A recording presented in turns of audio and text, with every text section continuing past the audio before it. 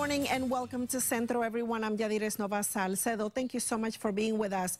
According to statistics, suicide is the 10th leading cause of death here in the U.S. and one of just 3 leading causes that are on the rise. The recent deaths of fashion designer Kate Spade and celebrity chef Anthony Bourdain also highlights the growing suicide rate among middle-aged adults. Today on Centro, we want to shed some light on this important topic, and to help us do that, with us this morning is suicide survivor Melida Arredondo. Good morning, Melida. Good morning. Thank you so much for coming. And I know that you wanted to do this because you really want to help a lot of people out there who are watching this and are probably in the kind of situation that you were in once. Talk to us about your experience. That's correct. Well, our situation started, the person who took his life was Brian, my younger stepson, and Carlos's son. And he ended up getting very impacted, as well as the remainder of the family, by Alex's death, who was killed in the war in Iraq in 2004. Brian, actually, we first found that he was suicidal in 2006. And everything was done that we knew to do, which was that he went to a hospital, he got medication, he went to counseling. The follow-up wasn't there as well as it should have been. But Brian's 19 at that point. So as the years went on, he ended up having a hard time holding jobs, continuing his schooling. And just before he took his life, this was also a period of time where all the troops were finally coming out of Iraq. In 2011. In 2011. Brian took his life on December 19th, 2011. And that is when he died. All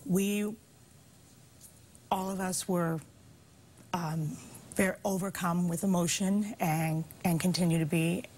And so that has led us to the work that we're doing, focusing on suicide prevention. Several of us have been trained in what's called Question, Persuade, Refer, QPR, and we're able to give a 1-hour suicide prevention training to groups. And this is through the Arredondo Family Foundation, again, an organization that you started a couple of years ago, and you wanted to really focus on this, on how to prevent suicide. And I understand, Melida, that another thing that you've come to find out is the fact that there isn't that much help in Spanish. That's correct. And you guys are trying to do something about that now. That's correct. As a matter of fact, at the time that 3 of us were trained, the trainers were very excited that we were able to speak Spanish. And so we hope to be able to offer our trainings in Spanish with all the curriculum, et cetera, all the handouts, all the referral sources. Yes.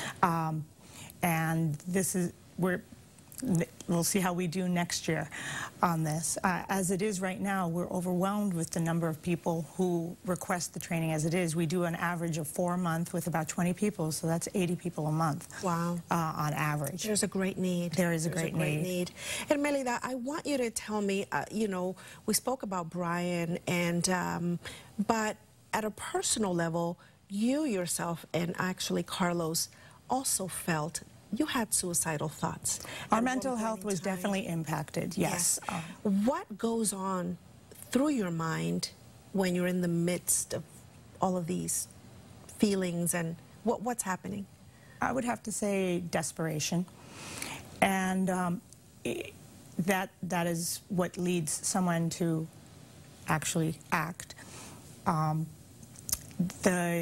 us, Carlos and I, we did experience hospitalization, and we would turn to each other, but at the same time, there were times we couldn't turn to each other. It made it very challenging. Because you both had that same need. Exactly. Yes. And it became very frustrating. But signs of suicide or someone who's having a mental health could be very vast. For instance, somebody who's usually very a joker and everything else, all of a sudden they're much calmer. Okay, someone who's calmer can all of a sudden be a joker. Someone may lose their faith, someone may gain their faith. They might become a joker because they're trying to hide. They're trying to hide. Okay. Yeah. Then there are people who to notice when they've lost their job, they're having a hard time in school, someone who's lost a spouse or a best friend. Yes. Also, economic issues, which historically have impacted people and the thoughts of suicide. Yes. So for younger people, it could be bullying. And I'd say that applies for all of life. I thank you for what you do. Thank you, Yadires. Thank you. Now, for more information on suicide prevention, you can visit Samaritan's website at SamaritansHope.org. You can also call or text their 24-hour helpline at 1-877-870-HOPE. That's 4673. For a direct link to their webpage, you can visit us online at cbsboston.com/centro. There, you're going to be able to get information on today's show and our past shows. Plus, you can watch Centro in English and Spanish. We also want to invite you to connect with us on social media, on Facebook, Twitter, and Instagram. I'm Yadires Nova-Salcedo, inviting you to step forward to a better you. See you next time.